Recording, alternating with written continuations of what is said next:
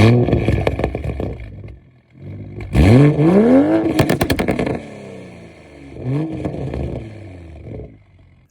what's good, guys? If you're watching this video, you probably want or have a Mark 5 Toyota or BMW Supra.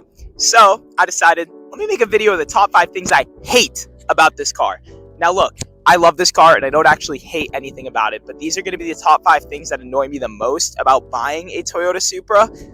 And that was good.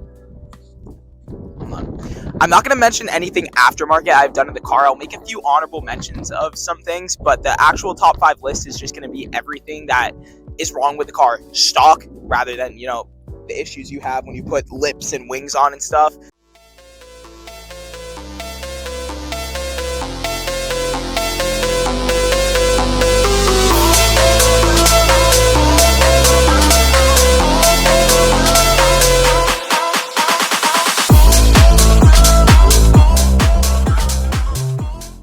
But to start the video off, we're going to start with a quick honorable mention that has to do with the aftermarket spoiler. So one of the main issues with these aftermarket Street Hunter style wings is that water likes to leak. Now this is a real carbon fiber wing, but it's a replica version of the Street Hunter. It's not an actual Street Hunter brand. And water gets in these gaps here and it comes in the trunk. So if it's raining or you're going through like a touchless car wash, expect a pool of water in the back. Now look, it's really not a big deal. It doesn't do anything bad to the car, but it is annoying as hell. Don't even try opening the trunk to dry it off. You're going to get watermarks. That's why I recommend just spraying it down after. But it is absolutely very annoying that water just leaks everywhere. Now, if you get a real Street Hunter wing, that's not going to be an issue. But to be honest, $1,000 for one wing is kind of ridiculous. But that leads me into the next thing. This is a very expensive car.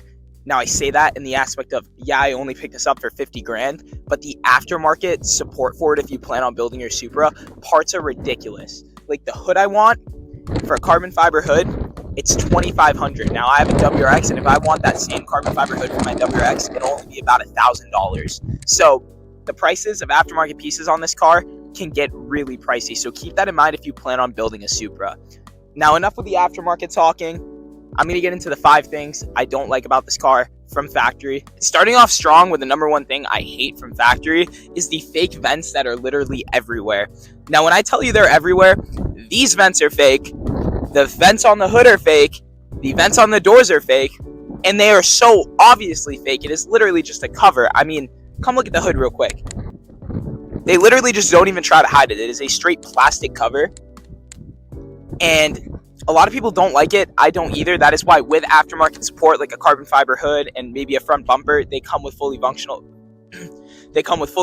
vents, which in my opinion look a whole lot better. They also make like little covers you can get for these and stuff, but it's kind of just a headache you don't want to go through. I mean, they sell these cars new for almost 60 grand. You couldn't put real vents in it. I mean, come on, BMW. Now, bringing us into number 2 is going to be your lack of interior storage. When I tell you there is no place to store stuff in this car, I mean it. They don't even have like a sunglasses holder or anything.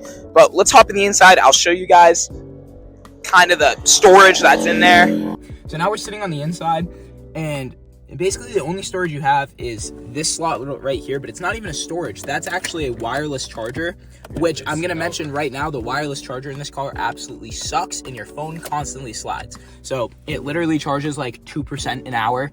And that's even if you can keep your phone there. I mean, the torque in this car, if you get on it, your phone's just going to slide forward and it's going to come right off the pad. In terms of storage, you have 2 cup holders here, which are being put to use. And then you have a little department here, which is where most people end up storing their sunglasses and stuff, because you obviously don't have an overhead where, like, you know, you can put glasses or anything. You know, what's this? Oh, it doesn't even move. Anyways, so yeah, so you have that right there, these 2 cup holders, and then you have the glove box, which Everett's gonna open up. It is so small. We keep some gear in there to record, but it genuinely, you can only fit like maybe your hand in here. So the glove box is super small, and then you have some slots on the doors, but no cup holders, not very big. You can't really like fit anything there. So if you plan on carrying a lot of gear with you and stuff, don't carry a passenger and just put it on the seat. When I go to the gym and I have my backpack and stuff, I just put it in the passenger seat. Another thing, the visors are super small. Everything in this car is small. It is super, super small. And they honestly don't do shit against the sun. You're better off wearing sunglasses. Yeah. If you put this down and think it's gonna block the sun, you are wrong, buddy. Yeah, and you have to sit up in your seat when you put them down. Yeah, you gotta be sitting like this one. if you want it to actually do anything. That's what you got to do. And I'll show you guys the trunk too, which honestly kind of sucks because this bar takes up like almost all the space. So let's go open up the trunk. So while I'm showing you guys the trunk, this actually leads me into number 3 while finishing up number 2. And that's going to be the trunk. You don't have a button to open it or anything.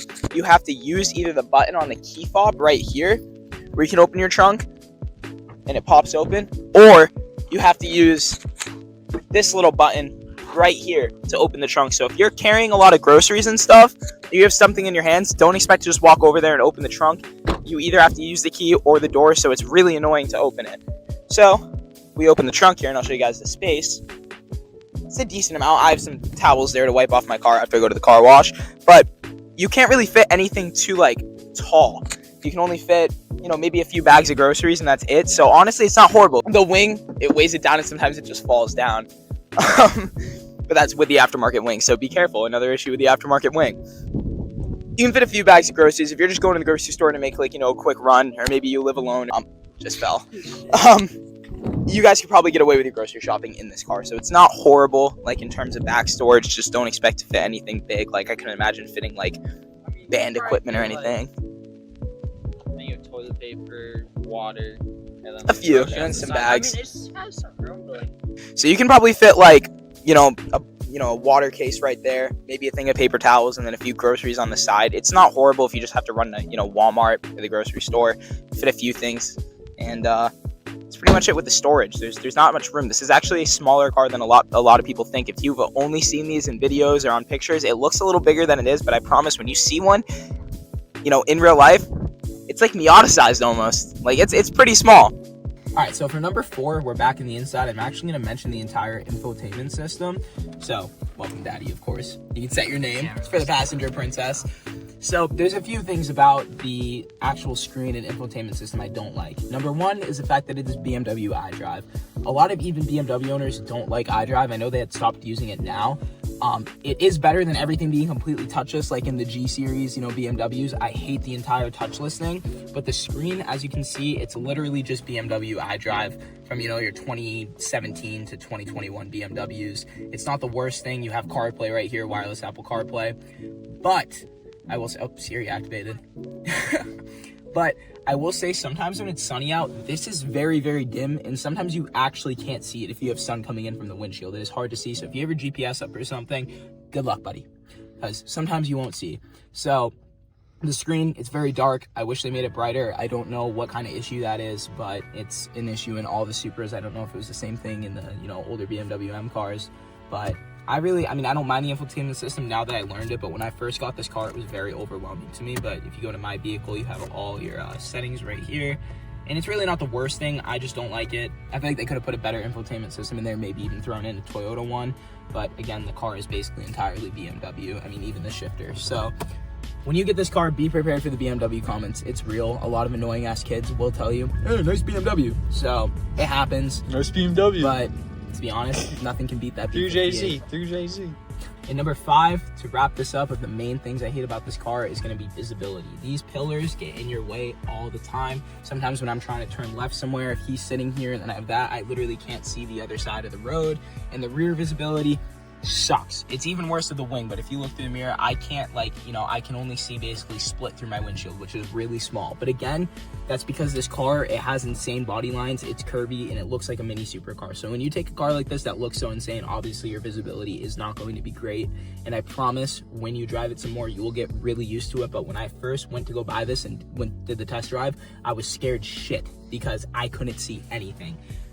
Luckily, I was used to driving a 350Z, so kind of got, you know, memories from that. But compared to like my WRX, you know, when I drive the WRX, I feel like I'm driving a tank. When I drive this, it's like you're driving a freaking airplane. Like, you literally can barely even see like the front of the hood just sitting like normal. You can't. You like, absolutely you have to sit up just to see the front of the hood.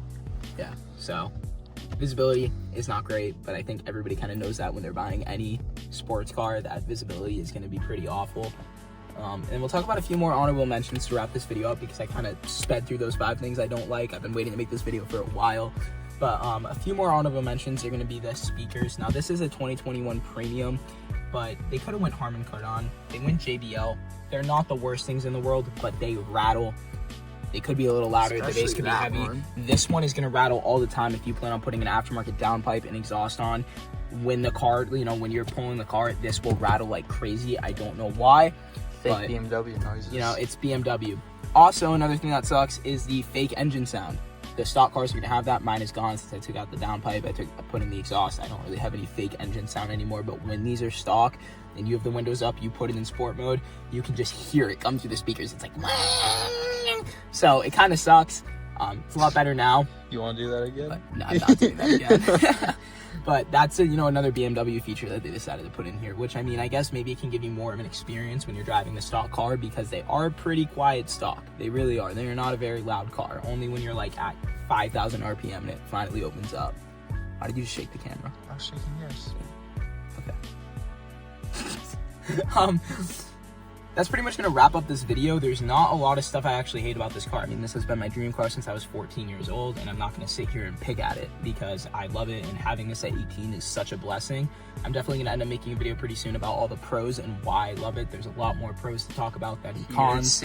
Another honorable mention here is going to be the brake dust you get from this car. They are BMW brakes, and dust gets everywhere. You can wash these wheels, and I promise you, 10 minutes after you drive it, you're going to have brake dust everywhere. They still look good. They're not horrible, but it's a common BMW factor. But I love the calipers. That's a plus. In the premium, you have the red big Brembos. Amazing. So it's really not a big deal. It's kind of hard to keep your wheels clean. It is what it is. Another thing is going to be the mirror caps leaking water after it rains. You go through a car wash, it literally will splatter water everywhere. I get out and drive this car after every touchless car wash. I only go through touchless. And we can get it super dry, and the second you drive away, water is going to leak out of all the body lines, which I already mentioned. That's why I recommend having some instant detailer, so you can, go home, take a microfiber, just get all the water splashes off, and the car looks great. It's just kind of an extra step that you might not want to take. And then we're going to talk about a few things aftermarket here. If you plan on modding your Supra, I'm putting this at the end of the video, so if you want to stick around, I'll go over some stuff that kind of pisses me off about all my mods I've done. So, number one is going to be the exhaust. I have a Tomy titanium exhaust, and it is very, very, very light. It semi-rattles, only in very, very low RPM. When you're driving in sport mode, it will never rattle because you're always going to have the revs a little higher. You're hearing the exhaust, but if you're in comfort mode and just driving first to second, that rattle is brutal. And I wish I could show you guys why, but essentially, there's a little bar underneath there that the exhaust hits. You're not going to be able to see it. The exhaust will hit that little bar, and it'll kind of just create a ting, ting, ting. And then with the wing on the trunk, it's even worse, because if the car starts vibrating, then the wing starts vibrating. It's not that bad, I promise you. I know I'm making it sound awful, but it really is never really an issue unless you wake up at 5 a.m., go to work, and you're driving it in comfort mode, and it might piss you off, but just crank the music up at that point. That's what I'd be doing. But when you're driving for fun, you'll never notice it, I promise. This is going to be a common issue for everybody that has a lowered sports car, not even just a Supra, but I live in New England and the roads are awful.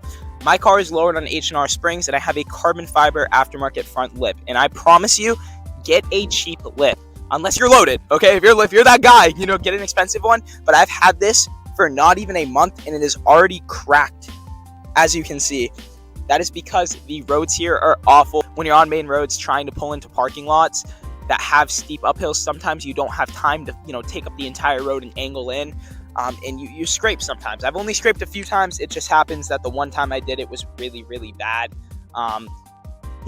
It still looks good, and nobody's really going to judge you for cracked lips, because literally everybody, at least in New England, the car scene, like I've seen R35G, I've seen supercars with cracked carbon. Like, it happens because these roads are awful. Don't let that demotivate you too much. Still mod your car. It still looks great.